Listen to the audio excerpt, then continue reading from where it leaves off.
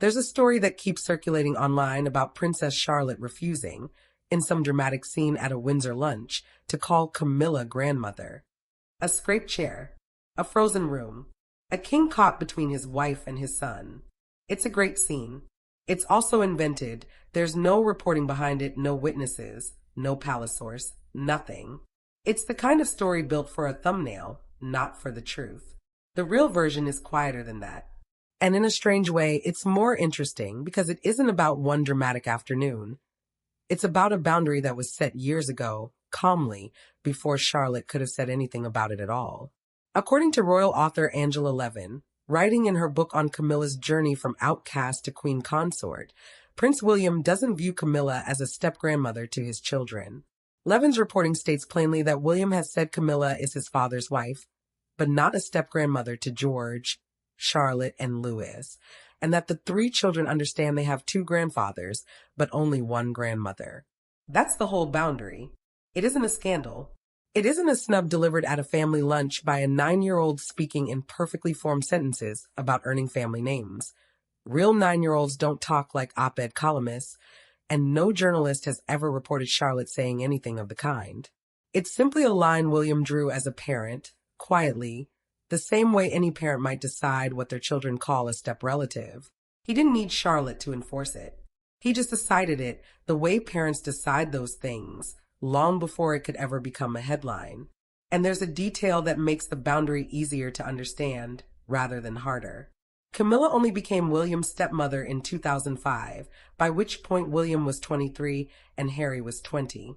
Levin describes her at that stage as more of a friendly adult the boys saw occasionally at royal events, someone who tried to encourage rather than to shape their upbringing. She was never in the house raising them. She arrived into their lives as adults, not as children. That timeline matters because it explains why grandmother was never going to be a natural, unprompted word for William's own children to reach for. It isn't rejection. It's arithmetic. Camilla simply wasn't there for the part of William's life when a person usually earns that title.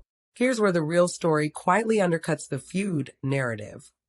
Levin's reporting also notes that Camilla has no issue with how William feels about it, and that she hasn't tried to take on any step-grandmother responsibilities toward George, Charlotte, and Louis. Partly, the reporting suggests, because Kate's own parents, Carol and Michael Middleton, are already such a close and present presence in the children's lives.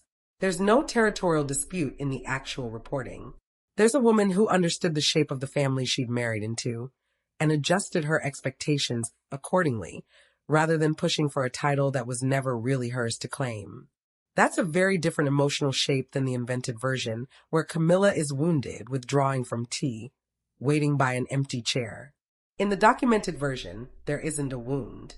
There's just an arrangement everyone seems to have quietly accepted a long time ago. None of which means the relationship is cold. Body language expert Judy James, speaking to Express, offered a more layered read. She's described Camilla's relationship with William and Kate's children as generally warm and inclusive, pointing to moments where Camilla has looked chatty and relaxed with George, Charlotte, and Louis while riding together in the carriage at Trooping the Color. So the picture isn't no relationship. It's a relationship without a title attached to it, which, if you think about it, describes a lot of real families. Plenty of children grow up with a step-grandparent, a family friend, an honorary aunt or uncle, someone who is deeply present in their life without inheriting the exact word that belongs to a biological grandparent. The word isn't the relationship. It never really is. James also made a point that's worth sitting with, because it's the one piece of psychological complexity in this whole story that's actually grounded in real reporting rather than invention. She noted that the role of step-grandmother is inherently a tricky one to navigate, and that Camilla's own history with Diana, the children's actual biological grandmother, who died in 1997, made the position more delicate than it might be for someone without that history. That's a real and reasonable thing to name. Diana isn't a footnote in this family. She's the mother William lost as a teenager, the grandmother George, Charlotte, and Louis will only ever know through photographs and stories, and the woman whose life, in the years before her death, became publicly entangled with Camilla's in ways that were painful for almost everyone involved. It would be strange if that history had zero bearing on how Camilla approaches her role with William's children. James is simply naming that reality out loud instead of pretending it isn't there. But naming a delicate history is not the same as reporting a conflict. There's a real difference between this role carries emotional complexity and this role has produced a rift requiring royal intervention. The first is supported by actual commentary. The second is fabricated. If you go looking for the real friction point in this relationship, there is exactly one documented moment worth mentioning, and it's a lot smaller than the invented version. At Queen Elizabeth II funeral in September 2022, an enormously difficult, high-pressure day for the entire family, onlookers reportedly noticed some tension between Catherine and Camilla after Princess Charlotte and Prince George had a small dispute of their own. That's it. That's the entire documented incident. Not a refusal of a family title. Not a private confrontation between a princess and a queen consort. A brief, understandable flash of stress between two children at their great-grandmother's funeral, on a day when every adult in that family was almost certainly running on empty. It's the kind of moment that happens in every family that's ever attended a funeral together, magnified only because cameras happen to be nearby. It's worth pointing out, too, that the same reporting that describes this small tension is the same reporting that describes Camilla's broader relationship with the children as warm. Both things were said by the same source in the same piece. That's what real reporting on complicated families usually looks like. Not one clean verdict, but a mix of small strains and general warmth sitting side by side, the way it actually does in most families. It's worth being honest about where stories like the fabricated Windsor lunch scene actually originate, because understanding the machine helps you spot it next time. A huge amount of what circulates about Camilla and Charlotte isn't reporting at all.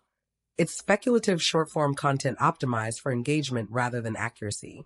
Some of it invents scenarios wholesale. Framings like a title being stripped over an alleged bullying incident, or claims that Camilla is scheming to arrange a future royal marriage for a grandchild. None of that traces back to an actual royal correspondent, a palace statement, or an on-record witness. It's built the way rumor has always been built, just with a faster distribution system than it used to have. There's an even simpler tell buried in some of this content. A few of the same posts describe Camilla's grandchildren, not William's children, in the context of the alleged conflict, meaning the feud narrative doesn't even keep its own family tree straight from one post to the next. When a story can't agree on which grandchildren are supposedly involved, that's usually a good sign it isn't a story at all. None of that is a moral judgment on anyone who's watched or shared that kind of content. It's genuinely well made, in the sense that it knows exactly which words make you keep scrolling.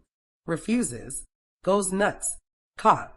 Those are performance words, not reporting words. They're built to trigger a reaction, not to describe an event. And once you notice the pattern, you start seeing it everywhere. Dramatic claims about private conversations nobody could have recorded, internal monologues attributed to real children, precise quotes from rooms no journalist was ever in. Real royal reporting almost never sounds like that, because real royal reporting is built out of things people actually said on the record, things photographers actually captured, or patterns body language analysts observed from public footage, not scenes written as if someone had a hidden microphone in a private family lunch. Strip away the invented drama and look only at what's documented, and a much calmer picture appears. One built entirely out of public appearances rather than private confrontations. At the 2022 Platinum Jubilee, George, Charlotte, and Louis made their first carriage debut riding across from their mother Catherine, and from Camilla, then still Duchess of Cornwall. It was a milestone moment for the children, and Camilla was simply part of the frame. Not central to the story, not a source of tension, just present, the way an extended family member is present at a big occasion. At the 2023 Trooping the Color, the first as King Charles III, the arrangement was much the same. Camilla rode in the open carriage together with Kate and the three children, while Charles and William took part on horseback. Nothing about that day, in any actual reporting, reads as strained. It reads as logistics, who rides in the carriage, who rides on horseback, which is mostly decided by tradition and practicality, not family politics. By 2025, the pattern had simply repeated for years running. George, Charlotte, and Louis joined their parents, King Charles, and Queen Camilla on the Buckingham Palace balcony to watch the traditional flypast, just as they have for years. That year marked 10 years since George's first Trooping the Color appearance, with Charlotte having joined the year after him and Louis following in 2019. A decade of the same family, in the same place, doing the same ceremonial thing together, Camilla included, without a single documented rupture along the way. If there really were a private refusal, a scraped chair, a queen consort quietly withdrawing from family gatherings, you would expect at least some trace of that tension to show up across a decade of closely photographed, heavily scrutinized public appearances. Royal photographers and body language analysts pick apart every glance, every seating arrangement, every hand placement at these events. It's practically a cottage industry. And what they've actually reported consistently is warmth, not distance. The genuinely well-documented grandparent relationship in Charlotte's life right now isn't with Camilla at all. It's with her grandfather, King Charles. Royal author Ingrid Seward, speaking to People magazine, described a warm bond forming between Charlotte and the king, helped along by the fact that Charles now spends more time at Windsor Castle, closer to William's family. Seward's reporting ties this partly to something personal about Charles himself. He reportedly once wanted a daughter, a detail that traces back to Diana's own account, published years ago in Andrew Morton's biography of her, in which she described Charles's hopes around the birth of their second child. That detail matters here because it reframes the entire feud story. The genuine, reported emotional throughline in Charlotte's grandparent relationships isn't tension with a step-grandmother. It's warmth with her actual grandfather, a bond that's been quietly building simply because Charles has been physically closer and more present in recent years. Real family closeness, it turns out, mostly comes down to something as unglamorous as proximity. Who lives near whom? Who shows up to the same events? Who's simply around? Not confrontations. Not surgical 9-year-old speeches about earned family names. Part of what makes the fabricated version of this story land for some viewers is that it borrows Charlotte's real personality and exaggerates it into something else. The invented script needs her to be composed, articulate, almost eerily self-possessed for a 9-year-old. And the strange thing is, there's a kernel of truth buried in that exaggeration. Charlotte genuinely has developed a reputation, among people who actually cover these events, for a certain steadiness beyond her years. At the 2022 Trooping the Color, when the Three Whales children made their carriage debut, it was Charlotte, then 7, who was seen quietly holding her younger brother Louis's hand throughout the procession, soothing him as the crowds and noise threatened to overwhelm a 4-year-old riding in an open carriage for the first time. It became one of the more talked-about small moments of that day, precisely because it was unscripted. Nobody told Charlotte to do that. She simply did it. By 2025, at 10 years old, palace sources described to People that Charlotte has become something of a mini-me to her mother, sporty, easygoing, known on the sports field for good sportsmanship, reportedly the kind of child who congratulates the opposing team after a match. That's a consistent, small, human detail repeated across multiple events over multiple years. A kid who plays rugby and soccer, who does ballet and tap, who has a warm rapport with her mother that shows up in matching outfits and synchronized little gestures at state occasions. None of that is dramatic. It's just what an actual 10-year-old with a normal, happy relationship with her parents tends to look like in public. That's worth naming because it's the opposite of what the fabricated feud story needs her to be. A child who calmly holds her little brother's hand through a nerve-wracking parade, and who's known for congratulating the kids she just played against, is not the same child who delivers a surgical, rehearsed-sounding rejection of a family member at the lunch table. Those two versions of Charlotte can't both be true. Only one of them has actual witnesses. There's one more piece of real context that rarely makes it into either the tabloid version or the fabricated feud version, and it's useful precisely because it shows how differently these relationships can play out even within the same family. Camilla's own biological grandchildren, through her children from her first marriage, Tom and Laura Parker Bowles, do call her grandmother, without any of the complication attached to William's side of the family. That's a simple, unremarkable fact, With her own bloodline, the title was never in question because there was no competing grandmother, no complicated history, no timeline where she arrived into those children's lives only after they were already grown. Meanwhile, on the other side of William's family, Camilla's relationship with Prince Harry and Meghan's children, Archie and Lilibet, has been reported as considerably more distant than her relationship with George, Charlotte, and Louis. Largely a byproduct of Harry and Meghan's broader step back from royal life and relocation to the United States, rather than anything specific to Camilla herself. Geography, again, turns out to matter more than drama. The children who see her regularly have a warm, if title-free, relationship with her. The grandchildren she rarely sees barely have a relationship with her at all. That's not a feud in either direction. It's just what proximity, or the lack of it, does to any family relationship, royal or otherwise. Seen against that backdrop, William's boundary around the word grandmother looks less like a wound Camilla is nursing and more like one carefully drawn line inside a family that, overall, has quietly settled into whatever version of closeness actually works for each relationship. Some grandchildren use the word. Some don't. Some see her constantly. Some barely see her. None of it required a scene. It's worth asking why a story like the fabricated Windsor lunch version spreads so easily. Because the answer says something true about this family, even though the scene itself isn't real. Diana's memory really is a genuinely delicate subject inside this family. And that part isn't invented. It's the one thing actual commentators, like Judy James, have pointed to directly. William lost his mother as a teenager, in circumstances that were publicly agonizing, and his children will only ever know her through photographs, home videos, and whatever their father chooses to tell them.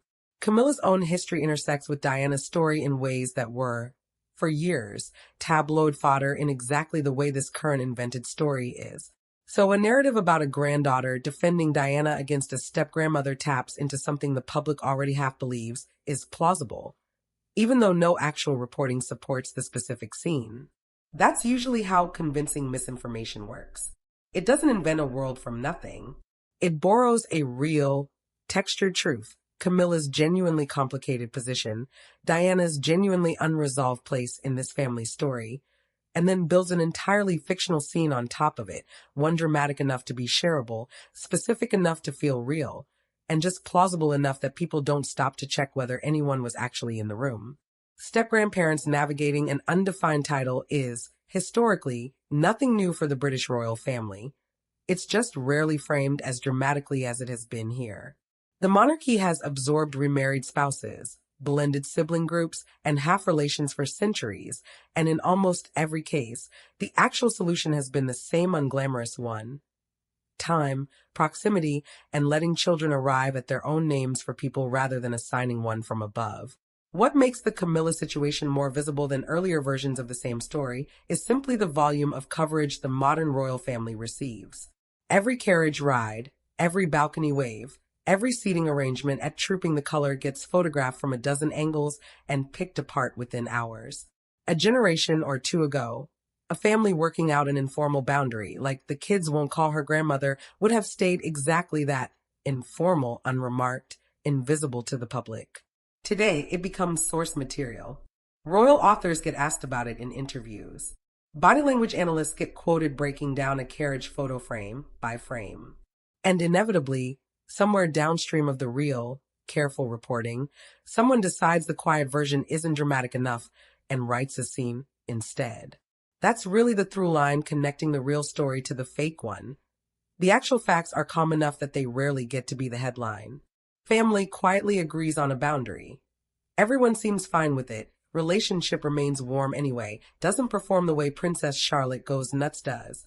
So the incentive on certain corners of the internet runs directly against telling the boring true version. If you want a quick way to separate real royal reporting from the fabricated kind, there are a few reliable signs, and this story happens to demonstrate all of them. Real reporting attributes claims to a specific, named, checkable source, a royal author citing their own book, a body language expert quoted by an outlet like Express, a palace source speaking to an established magazine like People. Fabricated content tends to attribute nothing, or to attribute vague things to insiders and sources close to the family, who are never named and never quoted directly. Real reporting describes what happened in public, on camera, or what a named person said on the record. It does not describe private conversations verbatim, does not know what a 9-year-old was thinking during a family lunch, and does not reconstruct dialogue between two adults behind a closed door. If a piece of content claims to know exactly what was said in a private royal conversation with quotation marks and all, that's very close to a guarantee that nobody involved actually told a journalist any of it. Real reporting tends to be boring in the way real life is boring. It's carriages and balconies and matching outfits and a body language expert noting that someone looked relaxed. Fabricated content is almost always structured like a screenplay. Rising action, a devastating line, a stunned silence, a private confrontation, a reconciliation scene with a symbolic gesture at the end. If a news story about a real family reads like it was storyboard, that's usually because it was. And finally, fabricated content often can't survive a second look. In this case, it took only a few minutes of checking to find that some of the very posts spreading the feud narrative couldn't even agree on whose grandchildren were supposedly involved. Real events don't have that problem. They stay consistent no matter how many angles you check them from, because they actually happened. There's no